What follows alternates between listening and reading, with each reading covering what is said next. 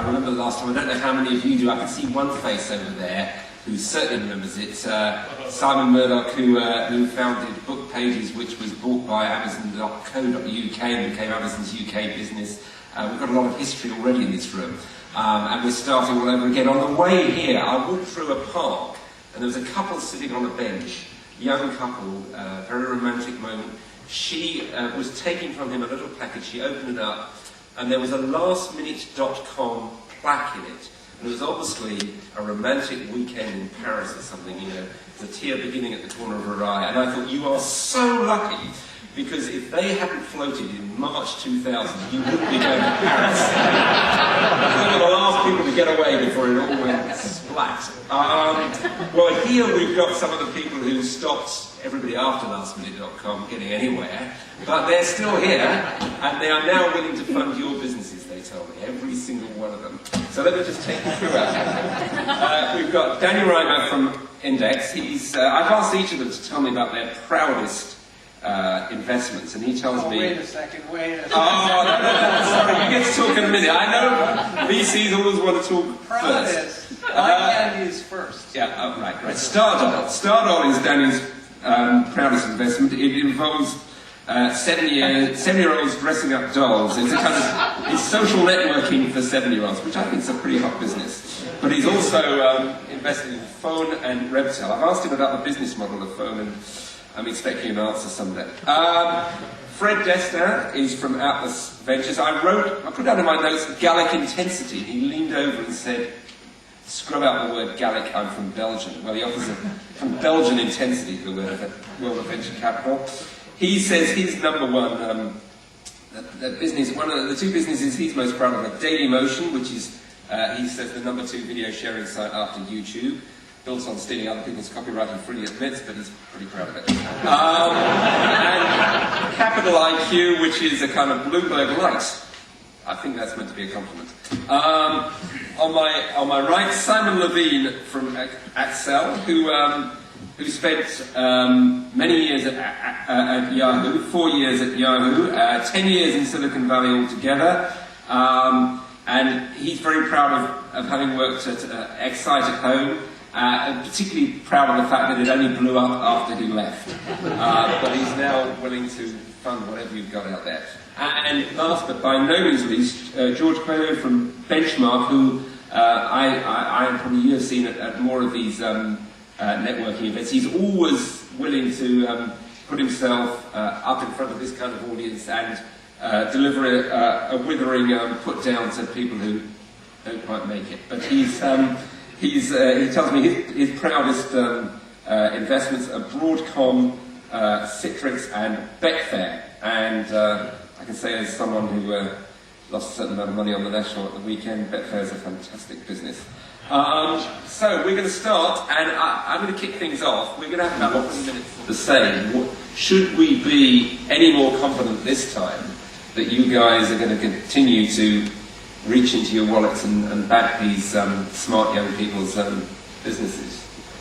George, what's different? What's the same? Well, I'll tell you what's different. I mean, we had a set of circumstances then which was not only a media bubble, a telco bubble, a semiconductor bubble, internet bubble, e-commerce bubble, as well as IPOs were very easy to do in that time. And none of that is the case today. You don't have all those simultaneous bubbles, and IPOs are very difficult to do, especially on NASDAQ, which is shut to all but the best companies. So I think it's a very different situation. The other fallacy, and I'm not saying this tongue in cheek, people say that, wasn't that terrible, George, the bubble and everything? I said, that bubble was fantastic for me. I lived in the valley then. I was lucky enough to be part of it. And a few people here, like Dr. Simon Murdoch, were also part of it. And we were very lucky to be there at the time. So it was a good time for VCs and a bubble. I mean, VCs, it would be very contradictory for us to say that bubbles are bad and VCs don't do well in bubbles. We also do very well in bubbles, and that we break the bubbles sometimes. Simon, what were you doing in November 1999, and what are you doing now? In November 1999, I was living in San Francisco, driving down 101 every day to work in Redwood City, trying to fix a portal called Excite that the company that I've been working for at home had just purchased earlier that year. I think what's frankly different today. I don't subscribe to the fact that we're in a bubble today.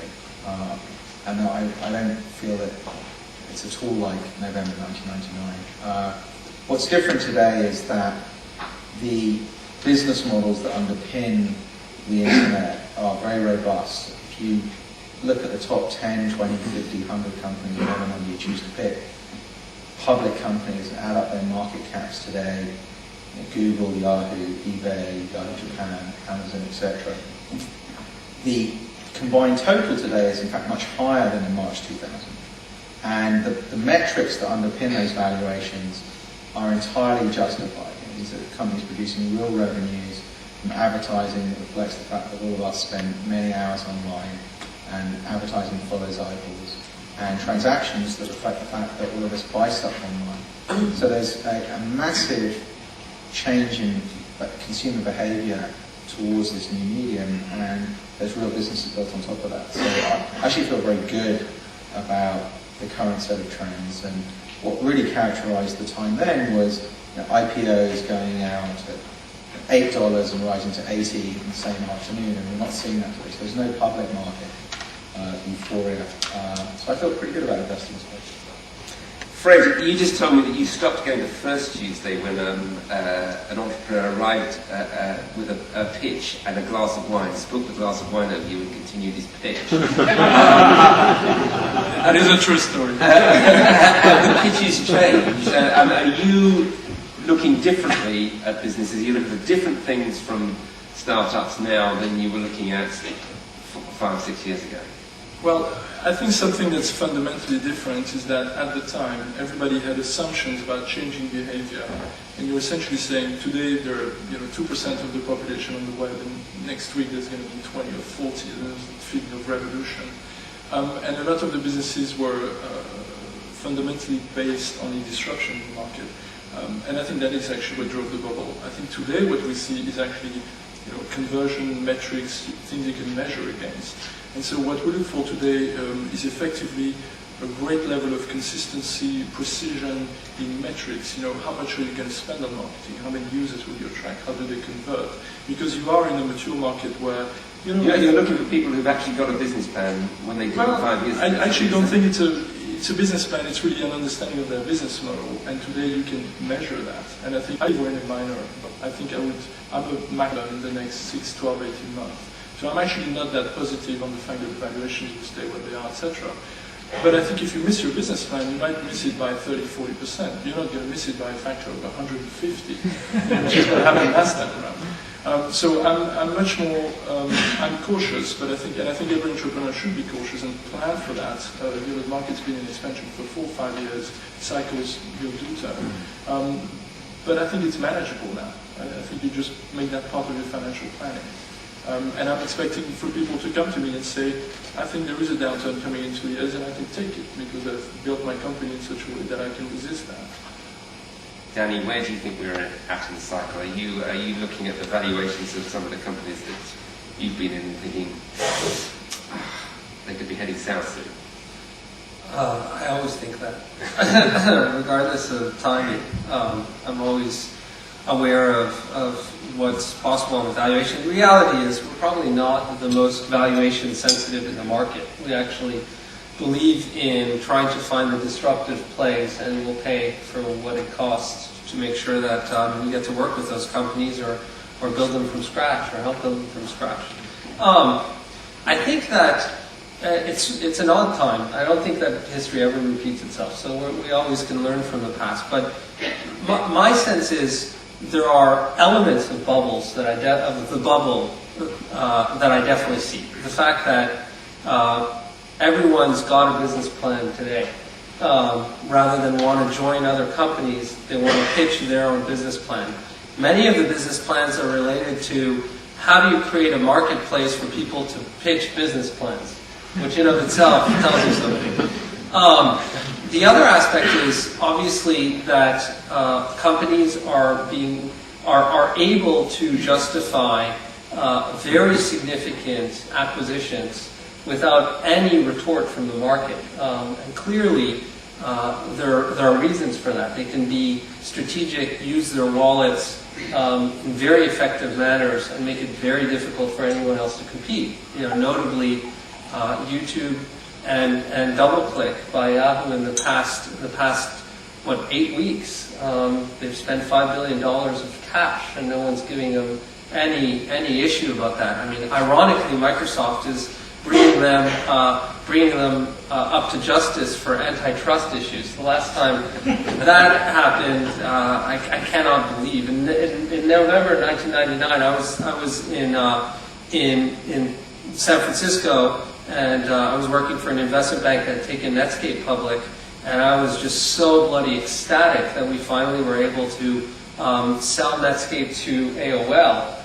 Because basically Microsoft had killed the business as a result of being able to take advantage of its monopolistic policies. So when you have a significant incumbent talking about antitrust issues, you know that the world is totally transformed. Okay, let's get down to specifics. What kind of businesses are you guys now looking to fund? Has that changed? We went through a whole bunch of waves in the first bubble, which sort of changed. I remember first using being suddenly transferred into Mobile Wednesday. George, what's the latest fashion? If people come to you and say the word social networking, do you get excited, or do you think, God, not the 120th this week? I wouldn't get unexcited, although I'm not sure what is new in social networking, but I think there's probably a lot of areas to do there. One of the newest fads is clean tech, although I have to say I want to plan doing a recycling deal, so that's probably my latest deal. No, I think we look for, I'm kind of sector agnostic, even though I'm supposed to understand semiconductors.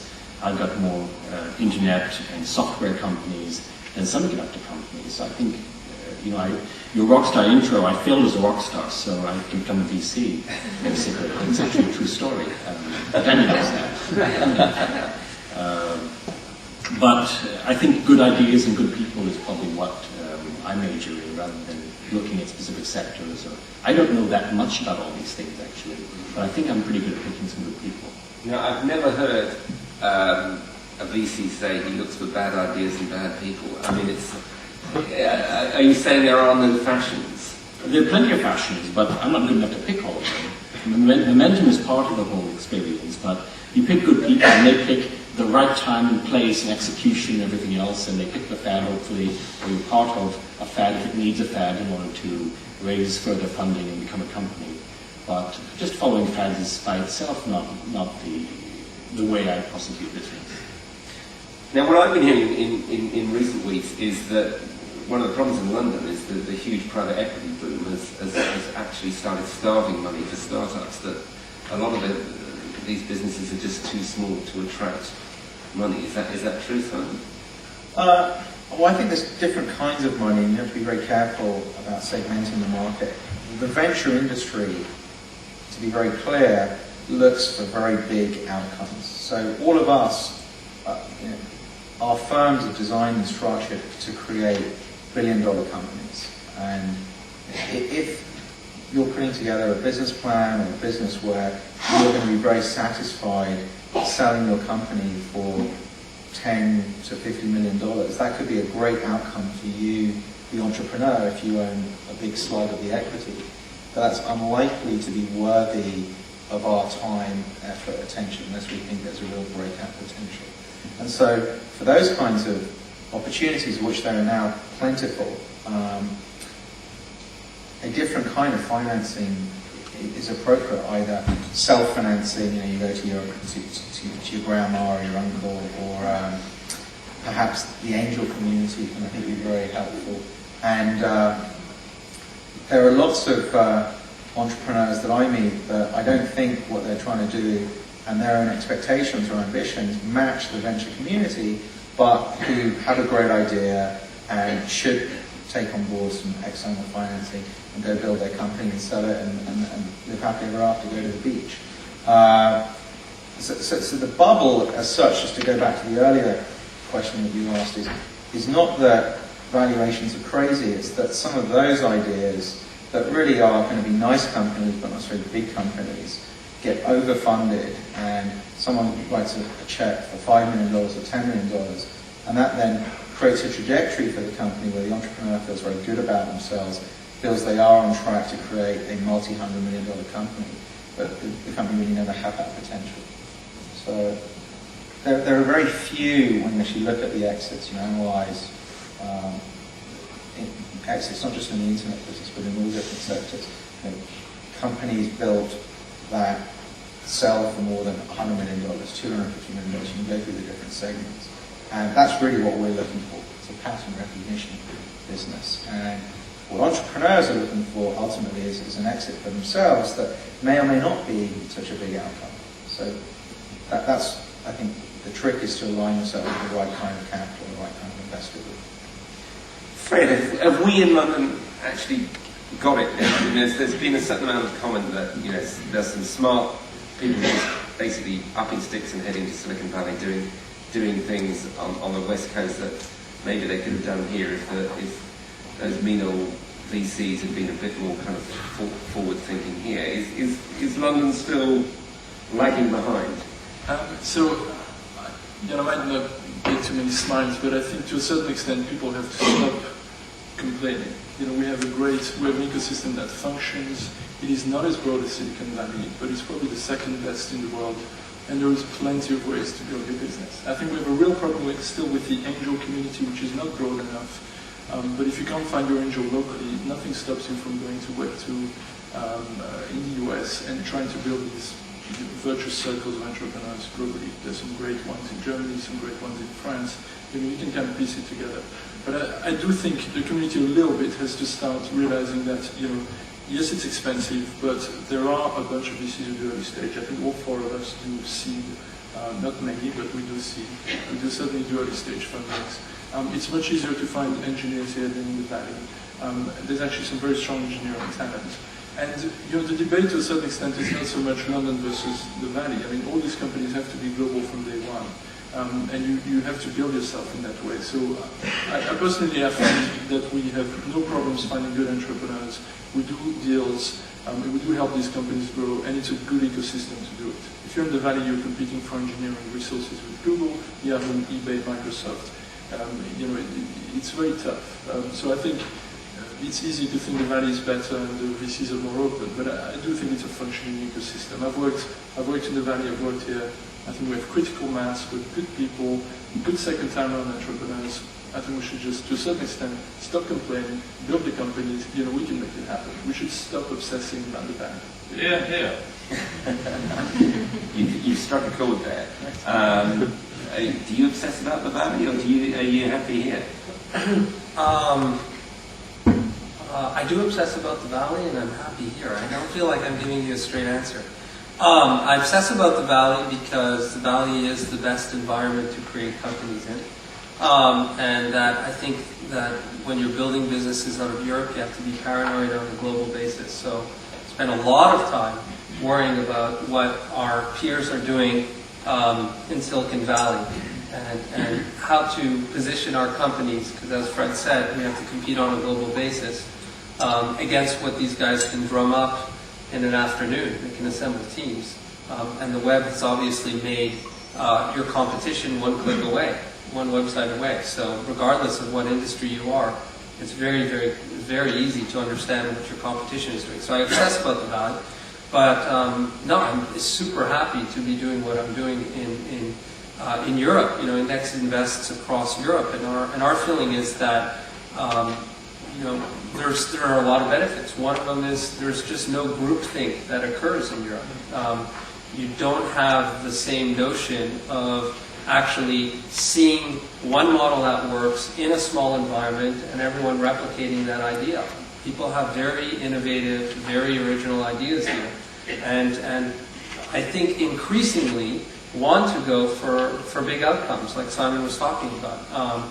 I actually think that we're going to see more large outcomes, so I might be a little more optimistic in terms of what the returns can be. But the reality is, folks are really focused on very, very large opportunities here because failure is still less acceptable in Europe. It's not viewed as scar tissue. It's viewed as as failure. And so as a result of that, if you're going to be an entrepreneur and you are thinking of getting venture financing and you are thinking of competing on a global basis, you better have a bloody good idea and have a pretty good sense on how to build that team. There is a sense that the climate of entrepreneurship here, whatever the scars people bear from 2000, was profoundly changed by that, and that there is a whole new climate in the UK in particular. Do you two who work a lot across Europe, do you see that change in the UK? Do you see that new willingness to?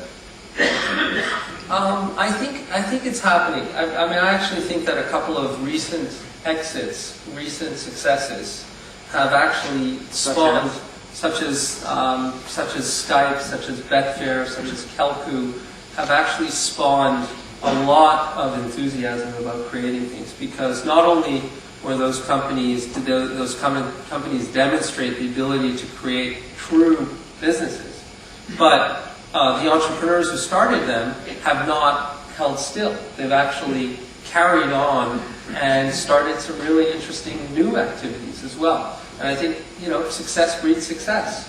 There's nothing like it. And I think that's true for the UK, because in many of the cases, the examples that I've given, these companies either were headquartered here or had their main operations here. But in fact, in many of the cases, they're Europeans who founded those companies. So I think it's having a rippling effect across Europe. So I agree with the concept of unleashing the imagination of the market, and I think Skype was the watershed, but there's a bunch of examples now that really help people think differently and lose that complex. I also believe that you see these virtuous circles across Europe. So take there's people in France, there's people in Germany, Lundkenner in Denmark, Atomico in Sweden. You see these virtuous circles of people who are all ideas people, ideas travel across. They meet at conferences, they meet at lifts, they meet at picnics, they meet at Future of the Web, whatever. And you see these people coming together as a community and really feeding ideas into each other. Didn't see that 2 years ago. I think the UK has been a hotbed of innovation in hardware, wireless. We've certainly done fantastic things in that space, including Icera with Benchmark. I think on the digital media side, it's somehow been a bit slower. I think there's been, despite the fact that we have the local Madison Avenue, it's sort of been less of a spark compared to, for example, the French market, where I spend a lot of time. It's a lot of local plays and maybe a bit less of a really disruptive thinking. But I think it's coming. You can really feel the wave now happening in the UK, and also through that cross-pollination. So I definitely think that the market's waking up, and it certainly feels very good from the quality of repeat entrepreneurs and ideas that we see. Now, I'm keen to throw it over to the floor, but before we do so, I want put all four of you on the spot and ask you what area you think is going to be hot in the next 6 months, whether it is social networking or what. Name the type of business that you're looking, you're hoping to get business plans from in the next 6 months, George. I'm not actually hoping for anything particular. I think clean tech is hot, and it's going to continue to be hot for a long time, pun intended. But I think that the best businesses, are businesses that sell hope. And I think those businesses include Betfair, you could win something and get more money. eBay, you could buy something and make yourself happier. Udate, Match.com, you can meet someone and meet the perfect person for you. And I think those are the businesses I like. If it was a kind of category, I think businesses that sell hope to people are the businesses I'd like to see plans for. And I don't know what that next business is, but I know that there's one there. I don't have a specific sector, and if something's going to be hot in the next 6 months, then I would really have liked to have invested in it a year or two ago. But I think that, to reiterate a point I made earlier, we're looking for big ideas that change the world, and agnostic around where and what and how. Fred, you're a big video nerd in general. I mean, video. I've done my video. Yeah. Listen, you're asking sector roadmapping, Yeah. which we see here to the right, so we focus on So you're innovation. avoiding the question. No, but I will answer your question out of courtesy. I'm really hoping for someone. I'm from Belgium. That's Yeah. France. I'm really hoping for someone to come and kick the ass of the mobile operators in a big way. I think here's a sector with massive churn, people unhappy about charges. I'm really excited about a business like Blink, for example, which is going to do a free mobile service. I'm very happy about startups like Hot Text or Rory and all these guys. I haven't quite found something that I like enough, but I would really like something disruptive to go after the mobile operator industry, which I think has had it way too good for way too long and deserves a nice disruptive play. Excellent. It depends on the day. But Wednesday, next Wednesday. No, I think what I'm personally spending a lot of time thinking about is related to the fact that the internet's been around for a long time now. I mean, it's been 10 years. So if you talk about internet time, then it's been a century. And the reality is, I think a lot of the important websites, some of them that George mentioned, are really tired and are not relevant to the way that we use the internet today. And I think that they need to be scrubbed, cleaned, restarted. And I think that there's huge opportunity to actually rethink how we use those companies, whether it's eBay or Amazon or PayPal. A number of these companies that have very significant market caps, and we take for granted as being the winners going forward. They might be the next ones worried about antitrust situations, and I think that there's a big opportunity there.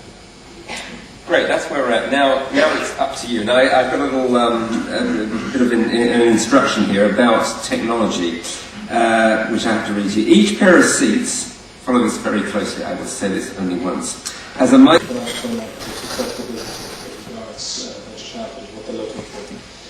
I guess this has been touched on to an extent by all the panel, but as I say, specifically George.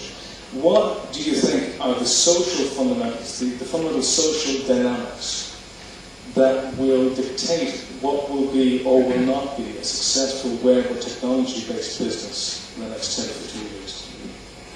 So I think that's a pretty long time to look at 15 years, but I can tell you what I look at and look at next 5 years at least, and what I looked at in the past. I think things that model analog behavior, which means things that people need. They consume, they eat, boy meets girl. You go to the betting shop, at least in this country, you don't in America. You buy things, that you trade things, you collect things, you network with people in similar affinity groups, whether it's fly fishermen or guitarists or something else. And I think I like looking at businesses that model exactly what happens at a swap meet or in a bar or any other kind of get-together where people are driven to these kinds of events or places because that's where they transact in a business of life and things that they consume and eat and enjoy and meet, and etc. And so I think it's very, very basic to look at human behavior. My dad was a psychologist, and say, this is what people like, and I will have a business on the web that will do that better than it's done in the analog in real life. Yeah, so I would just add to that the fundamental things that people need are love, in a positive way, love, and kind of stories, entertainment. There's a whole negative side of kind of fear and shelter and stuff. But if you look at social networking, which Rory suggested and dangled out there as being a fad, and that's really about human beings needing to connect with other people. We're kind of sitting at home for the last 30 years, spending 5 hours on average watching the TV, and now you actually want to reach out and talk to some other people. And it's a very rudimentary UI that you can do that with, but I think that's in fact quite interesting. And the fact that MySpace, Facebook, which is one of our companies, others are attracting hours and hours per day of very interested audiences is a reflection of that need to connect and communicate with other people as we've done. Go ahead. Sure. I think one of the characteristics of technology today is that it's intrusive and painful. So to a certain extent we love it, but it's something that resists us. And in many ways it's not mass market at all. And I think the real challenge for technology is going mass market and doing so in a way that is non-intrusive for people. If you think about one of the founding design principles of Web 2 is that applications get better the more you use them. Well, I think we really need to focus on these design principles and reinvent technology in a way that serves how people live. So I think that's the next big wave. We've gone past the first wave of adoption. It's now reached critical mass. It needs to go mass market. It needs to seamlessly fit into how people live.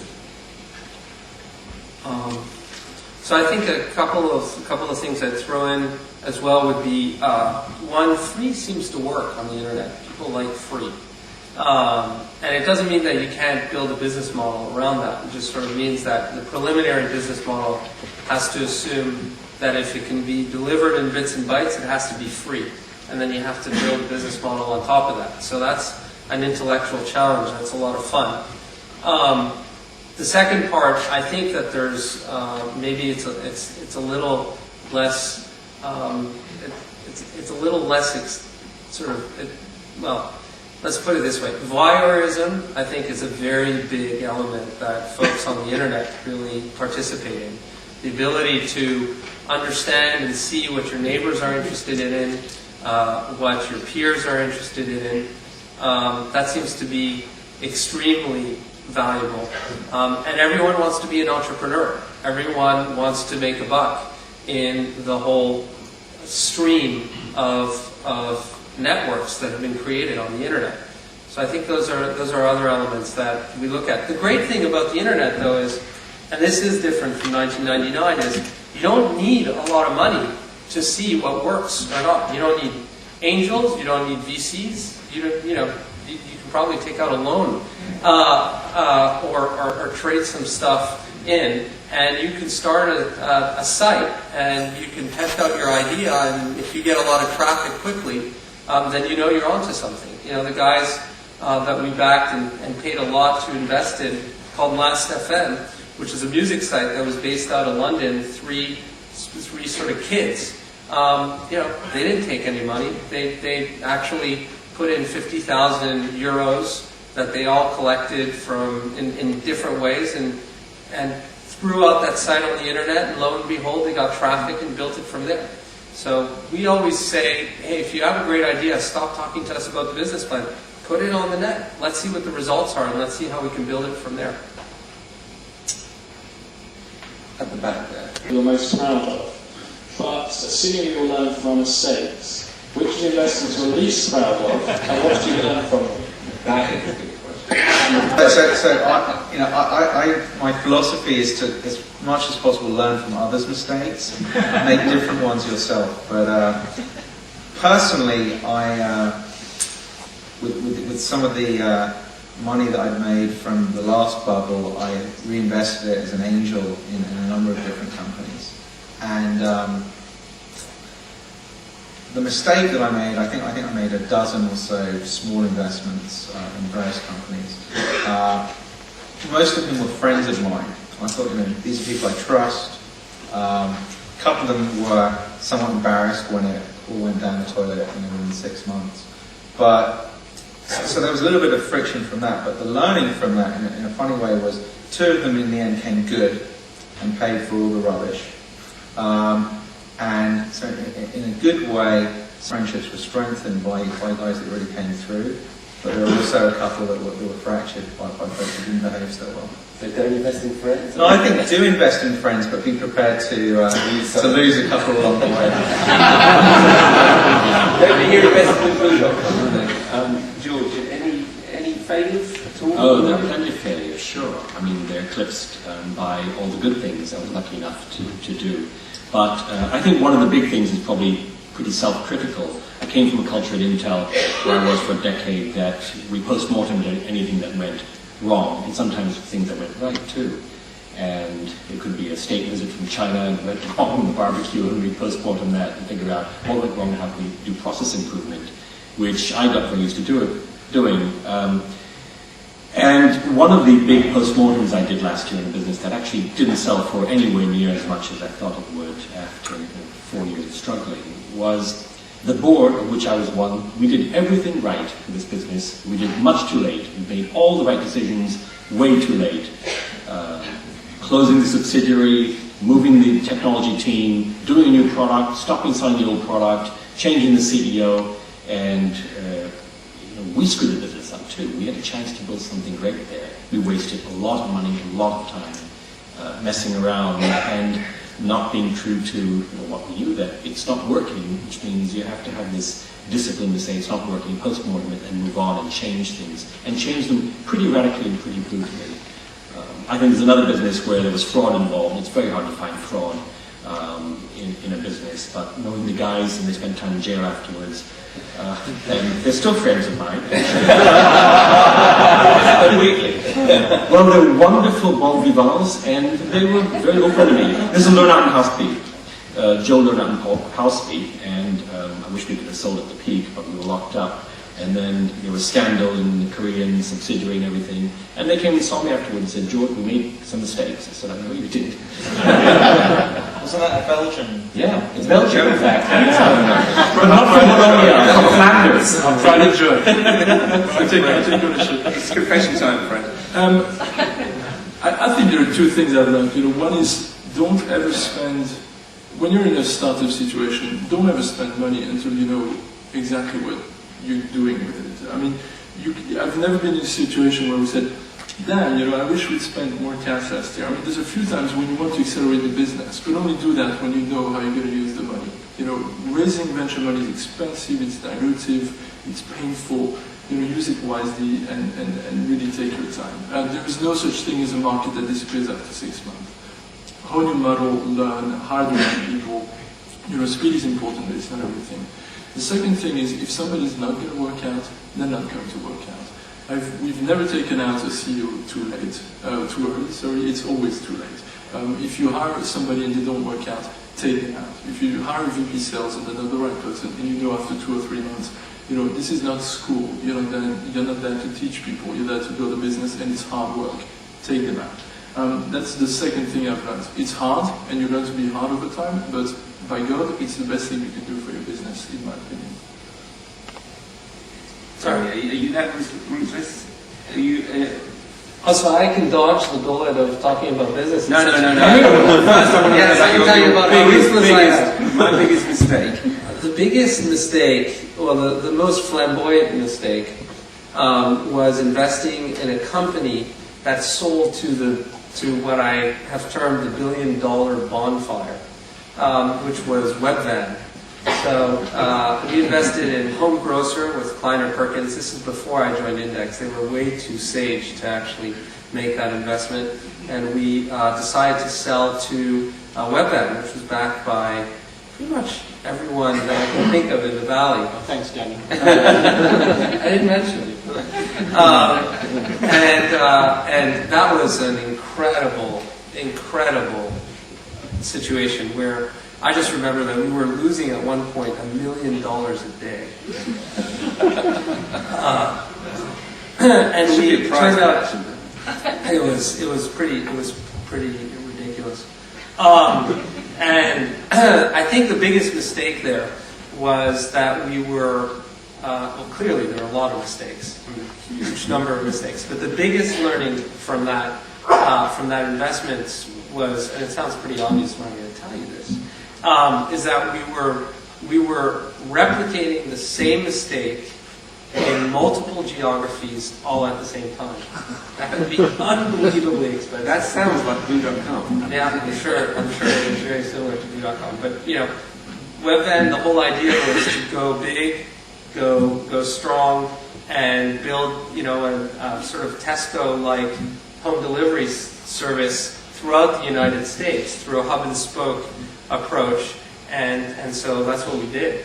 And it was just amazing. The same day that we were giving away $300,000 worth of prime beef in the state of New York, we were losing our shirts in Seattle.